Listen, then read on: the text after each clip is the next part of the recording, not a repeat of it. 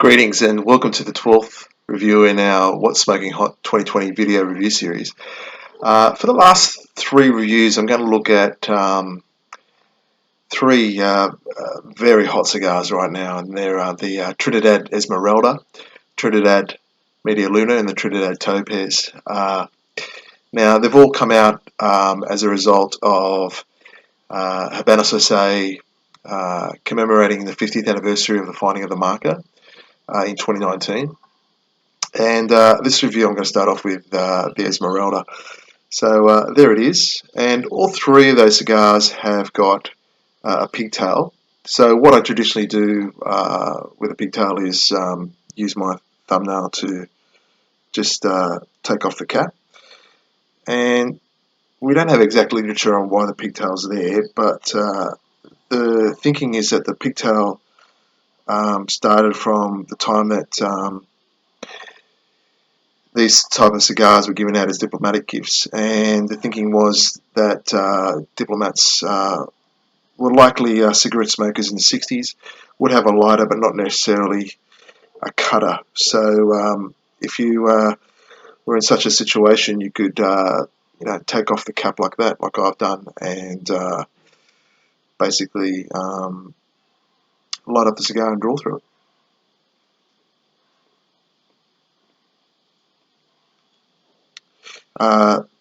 I noticed the aroma off the cigar even before I start. It had beautiful, beautiful barnyard, and just a cold draw is the same.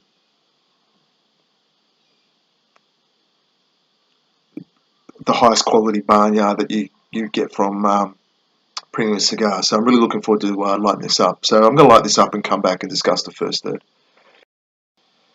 So I've gone ahead and lit that up evenly, as evenly as I could.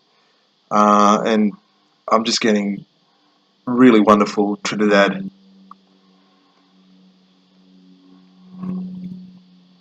coffee and cake flavors, and it certainly has a bit of that buttery texture to it. Frankly, it's just wonderful. It's what you really want a premium cigar to be.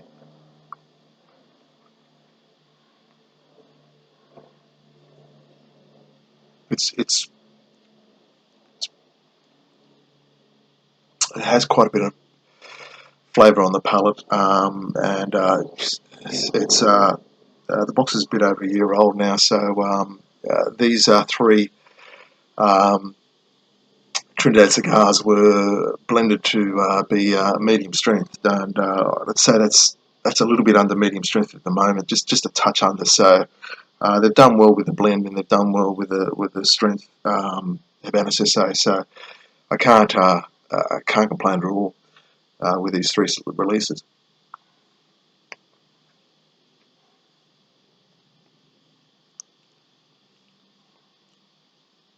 Yeah, just getting some more of that coffee and cake dough and butter texture. It's just a delight to smoke.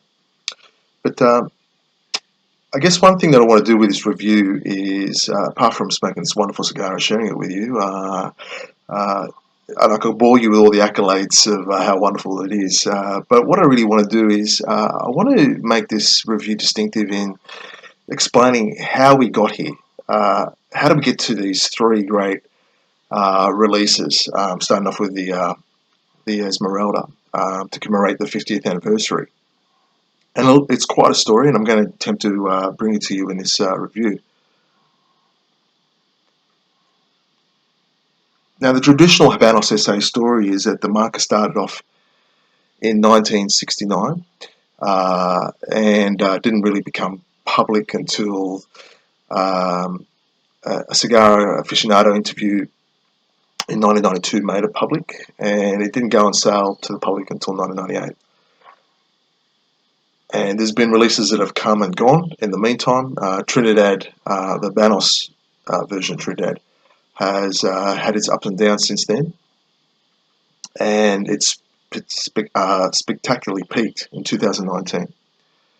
So that's probably the story that a lot of you are familiar with. But I want to tell you a story that has a lot more to it, and that will explain how we've got here. So from a Habanos SA point of view, 1969 is the foundation year and the most important year. But I would say, in reality, the most important year is 1958. And we have to go back further to 1905 when Diego Trinidad himself founded the marca. 1920 passed the marca on to his son Diego Trinidad Jr. In 1937 they opened up a factory in Havana, and at that time they mainly focused on cigarettes, although they did make Panatella cigars. I mean, what we need to understand is that prior to the revolution, uh, there were a lot of companies that were formed conglomerates uh, to get market share because there's a lot of competition for Havana cigars.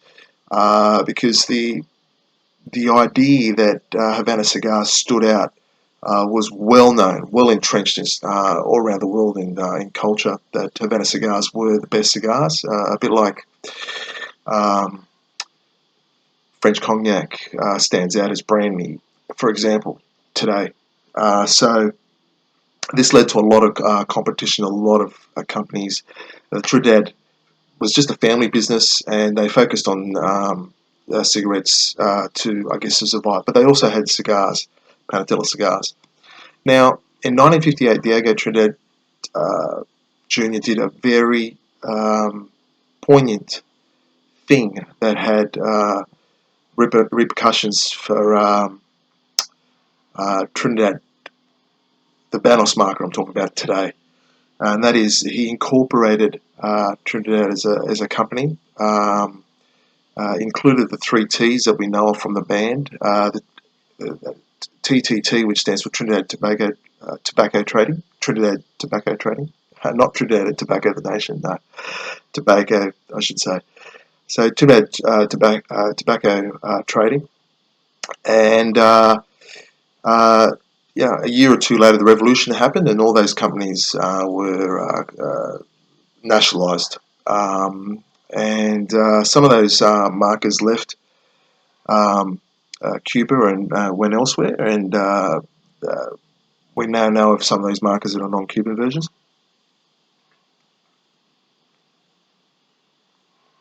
But what happened was, for quite a time, the Trinidad family didn't have the resources. They settled in Tampa. They didn't have the resources to continue their business, but they finally went into business with Fuente and started making their non-Cuban Trinidad um, cigars again in 1968. Now, the reason why that date is very, very important is because it so happened a year later, uh, Tabacuba started making cigars for their um, Cuban Council of State members, which is the president, the vice presidents, and the lower officials that deal direct with government decisions. It's still around today. It's 31 members. Um, they were the only ones that were in receipt of this new brand, Trinidad.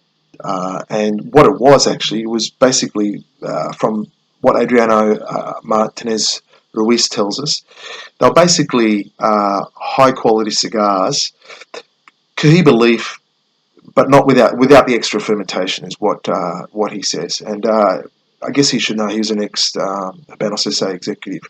So they were like one level down from Cohiba. So they always had that prestige, premium element to them from 1969. The market stayed basically a secret to just those Cuban Council of State members. In fact, um, uh, in that cigar aficionado review that I mentioned before, Avelino Lara, the um, former El Guido manager where Trinidad's were rolled, and there's only a small number of boxes rolled per month for those Cuban Council of State members. Um, uh, uh, Basically, when he gave that interview and outed Trinidad as a marker, we didn't know about it until 1992.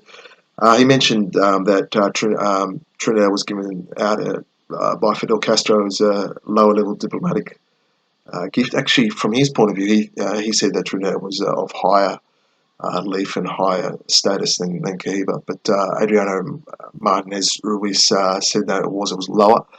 And they were in the 90s. They were given out as lower level diplomatic gifts. And in fact, in a 1994 interview with Cigar Aficionado, Fidel Castro uh, denied that he had uh, knowledge of Trinidad, believe it or not. So it's sort of like that marker that people knew along the way, but they only knew what they had to know. And I spent quite a bit of time in the last few weeks just putting all this research together to work out how we got to this point in 2019.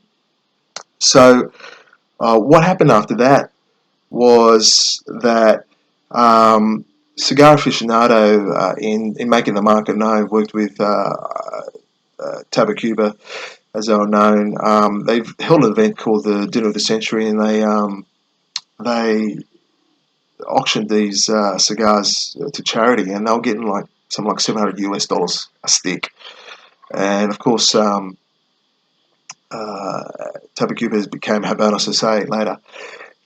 This didn't go unnoticed, and basically realizing that there was demand there for the diplomatic Trinidadians as they were known, things were put into place to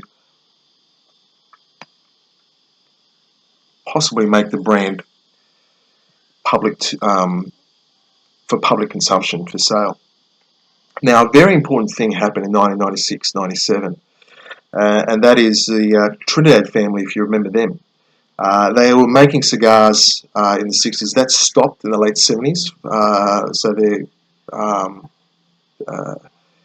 business with I guess their merger with the Fuentes ceased.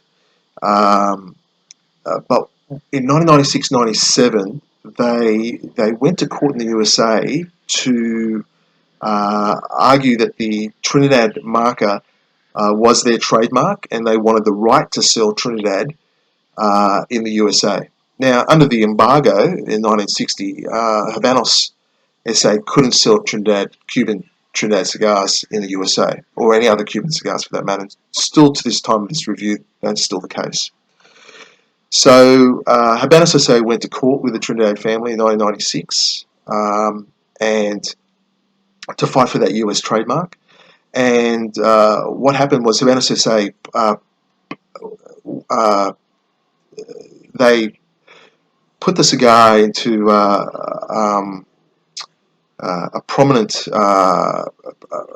priority to get it marketed and get it out to the public. But what they wanted to do was to change the blend.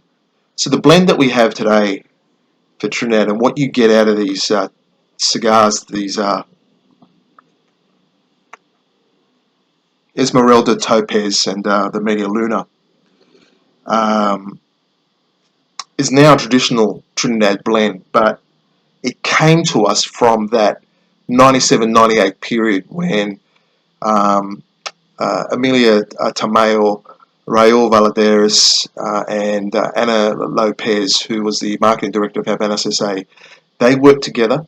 Raul Valadares was a master blender, and Emilia Tamayo was the El Guido manager. The three of them worked on a tasting committee, and their idea was to take the strident, earthy, diplomatic Trinidad flavour and make it a medium flavour and make it fragrant. That was their goal. Now, what I need to explain to you is, unlike cigar enthusiasts who discuss cigars in terms of sweet and savoury flavours and flavours like wood, cedar, coffee, honey, Cubans don't discuss flavors like that. They will say that it's strident or it's powerful, or they want it fragrant. They wouldn't necessarily discuss it in terms of food flavors. So Simon Chase was asked to join this committee, and in 97, 98 they changed the blend and they put the cigar out to market, and there was only one cigar, and that was a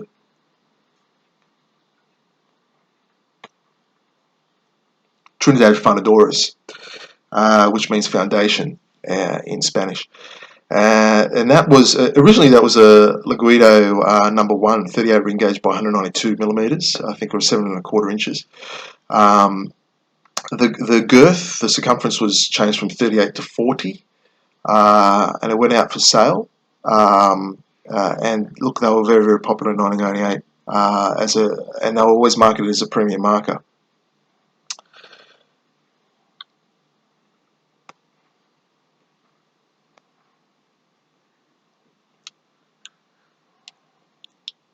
Just smoking through that first third, I'm getting those core coffee and cake and dough flavors and the buttery textures, but slight wood now. It's coming into it, and I've just ashed that. Luckily, my ashtray is below me here. But really, the strength is still a bit under medium, and it's smoking beautifully as a premium cigar. What I'll do is I might leave it there and discuss further what happened when Habanos SA released Trinidad as a public marker in 1998 and continue the story. So I'm coming into the middle third, and I'm starting to get some more savoury flavours, some more traditional savoury Trinidad flavours such as the wood that I mentioned and maybe spice or salt.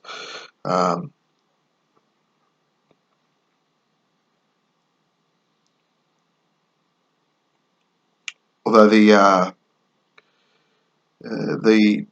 cake dough and that coffee core is still there.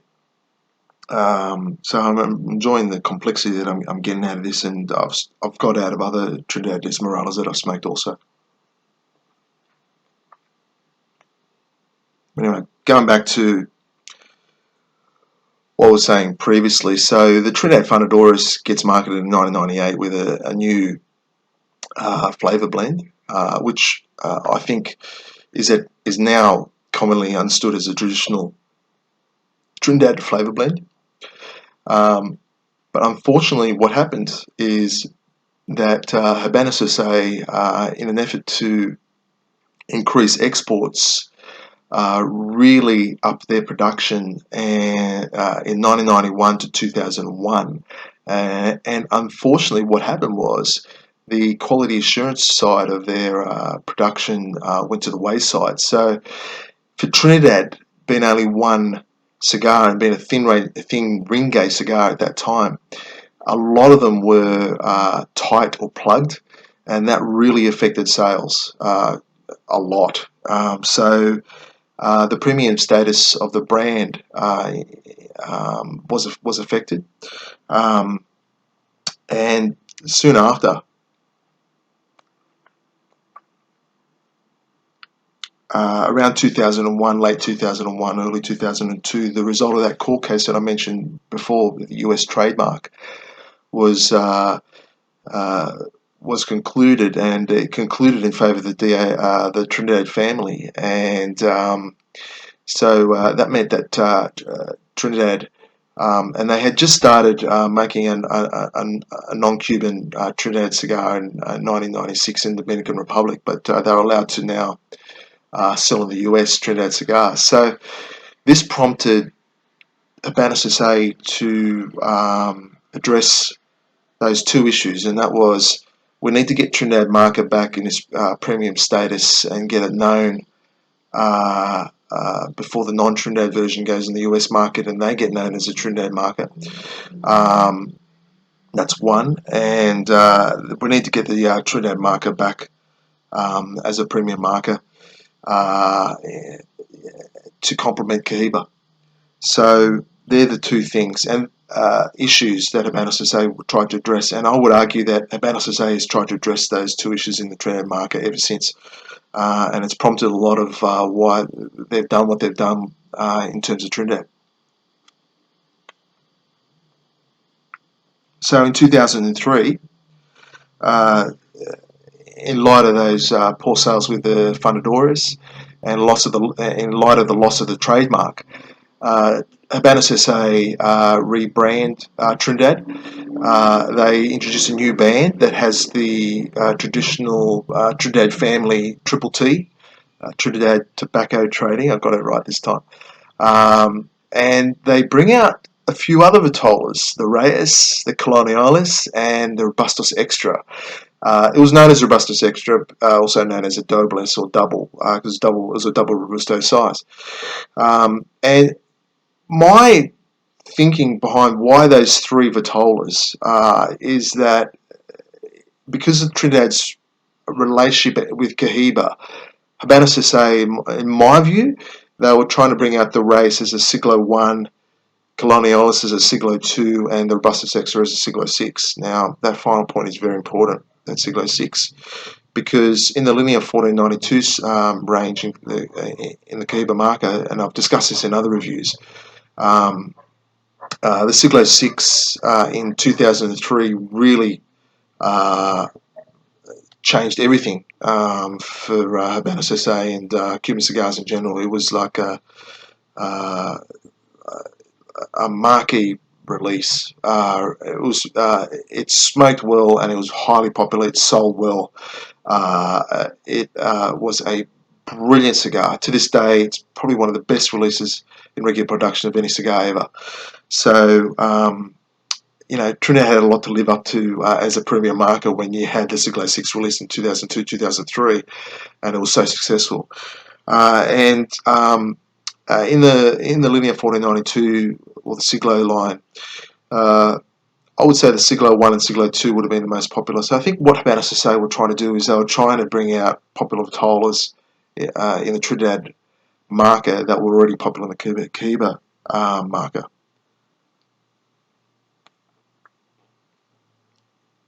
And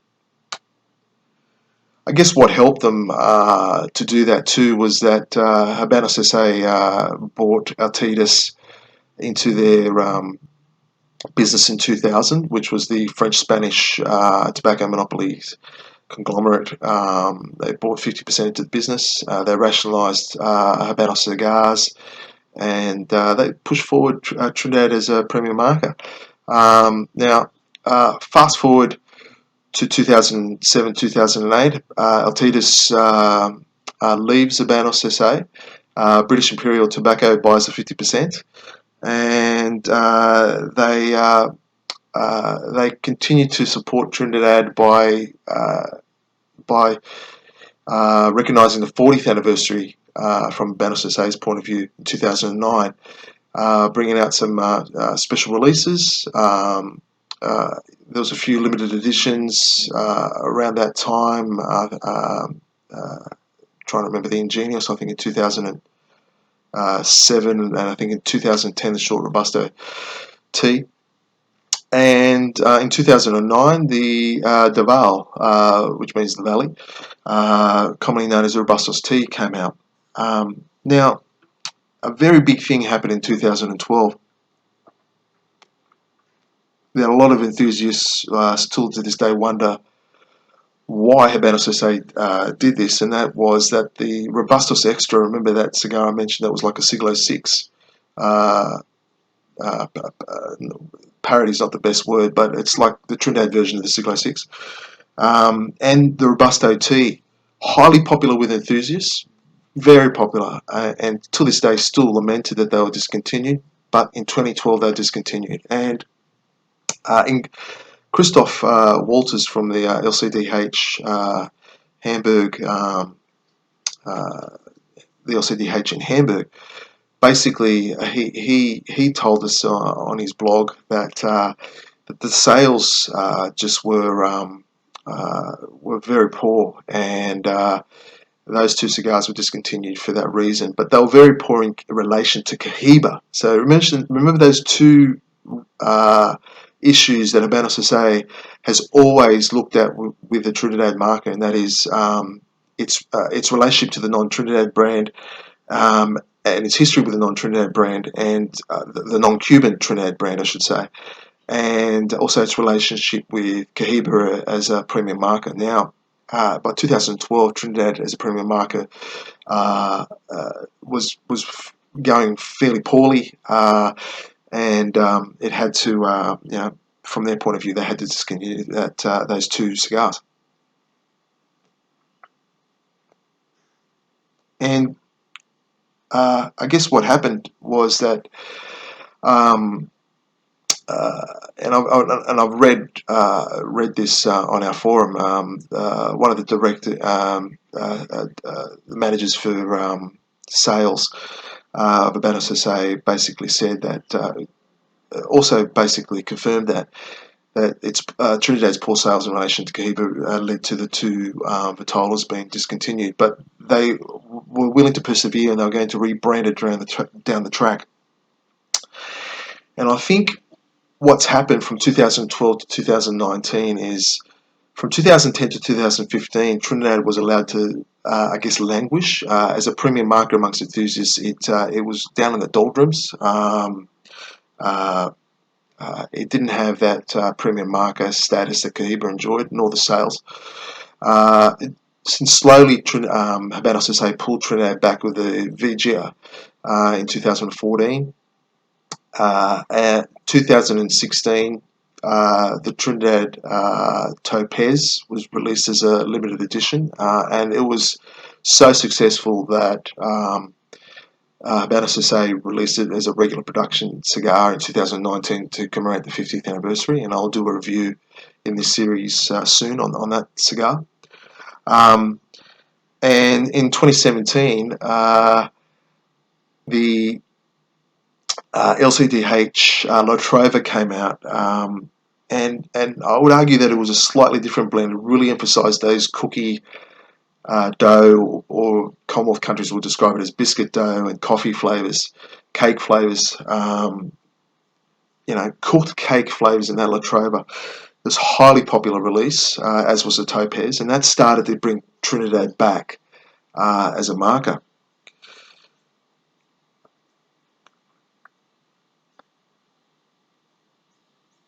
So we're on our way to pulling Trinidad back as a premium cigar in relation to Cohiba. But what I'm going to do, I'm going to come into the final third and discuss the last final years of Trinidad's history. So I'm just coming into the final third, and it's picked up in flavours, that's for sure. So it's become again a bit more savoury now as it's coming to the final third. I'm just at the point at the end of the second third, beginning of the final third, and it's certainly picked up a bit more earth, but it still has that salt or spice there, a little bit of wood. Certainly the coffee and the cake or dough core to it.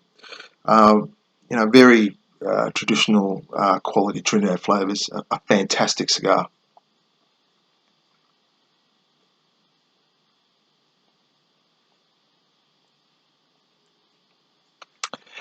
So to conclude the history of the brand and how we got to these 50th anniversary releases and why these cigars are so good, basically, from Habano Sase's point of view, it still rankles with them that because of the embargo, there is a non-Cuban Cohiba and non-Cuban Trinidad version, and in their mind, they've always been motivated to address that. I guess to them an anomaly, because to them, Cohiba and Trinidad is Cuban and it's their premium marker, and they want to brand those two markers as the best that Habanos SA can produce, and that is what has led us to the 2019 50th anniversary special releases. I think there's a Casilda collection book release. There's going to be a special humidor, which is like the first Trinidad Pyramide that's going to come out. And of course, these three regular production cigars that I mentioned, the Esmeralda, the Media Luna, and the Topaz. That is why these three are just so good. Now, I did mention that we had come to a point 2016, 2017 when the Trinidad Premium, the market had grown and had started to pull back its premium reputation because of the Topaz Limited Edition 2016 and the Latrobe in 2017. Now, what's important about that Latrobe is that it was first pushed in the Asian market, in the Asia Pacific market. And that's important because currently, as things stand, China represents the second biggest market behind Spain and just in front of France. And then it's Germany and Cuba as the biggest markets in the world for Banner cigars. And what's happened in the recent past in terms of Cohiba, because remember Trinidad, from a Banner point of view, they always view Trinidad is in its relationship to Cohiba. Hence why the Robustus Extra and Robustus T were discontinued in 2012. If Trinidad's failing in relation to Cohiba, they've taken steps in the past to address it. So Cohiba has a very strong demand in the Chinese market. In the last few years, they've had some of the cigars that have been in a hiatus. For example, the Siglo 6 wasn't as produced in the same numbers in the last few years for about 18 months to 2 years, probably around 2016, 2017, maybe 2018. I guess bringing out the Cohiba Talisman and making a lot of those had something to do with it too. But the market was there in China. And now to offset the demand for Cohiba, Habanos SA were pushing forward that Trinidad marker is a premium marker in the Asian market specifically. Now these three cigars have been released worldwide, and the Esmeralda was first released in Switzerland. But to me, in my mind, it's no coincidence either that British Imperial Tobacco sold in late 2019, and they sold to a Hong Kong conglomerate, Allied cigar company, with an emphasis on that Chinese market, and that is why I think Trinidad has had resources and has had that marketing push, that emphasis to pull it back as a premium marker, in somewhere in its reputation close to where the Cohiba is today.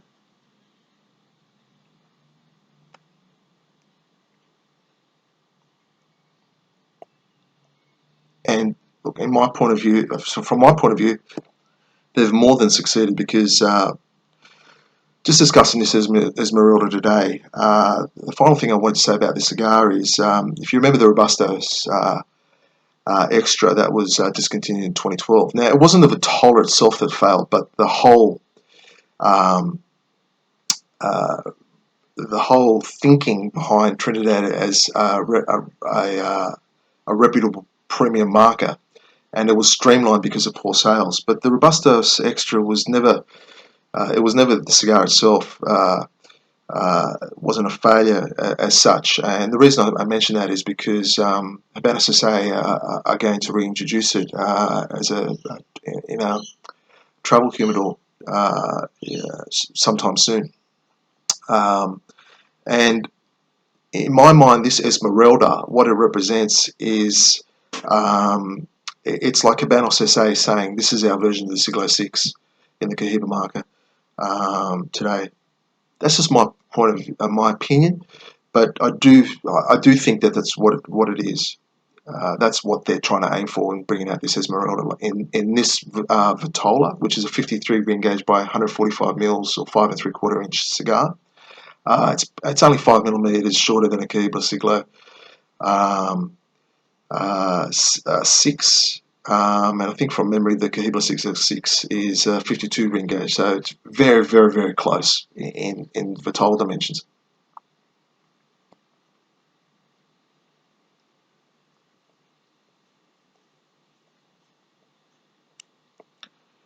I've got a very confidence that this will smoked down just as wonderfully as it's done throughout the first 2/3 and beginning of the final third. I've really enjoyed the flavours in this.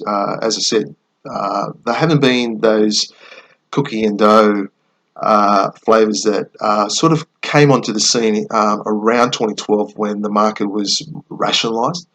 Um, and it was more prominent in the Latrobe and maybe some more. It was more emphasised, I think, in the last few years in those excellent Trinidad Fundoras that came out. They're quite exceptional, and they were noted for their cookie dough and coffee cake flavours. This isn't like that. This is more a traditional Trinidad blend, and it's wonderfully complex. And for a premium cigar, I don't think you can ask for any more. It's a wonderful, wonderful cigar. But I think I really need to leave the review there, and I just thank you for your patience. And this review went for a lot longer than I thought, and I'll aim for my last two reviews to be a lot shorter. But thank you for keeping up with me and uh, uh, and for listening to all this information in such a short time. But thank you once again, and look, until I meet you again in the next review, which will be the Media Luna. Happy smoking.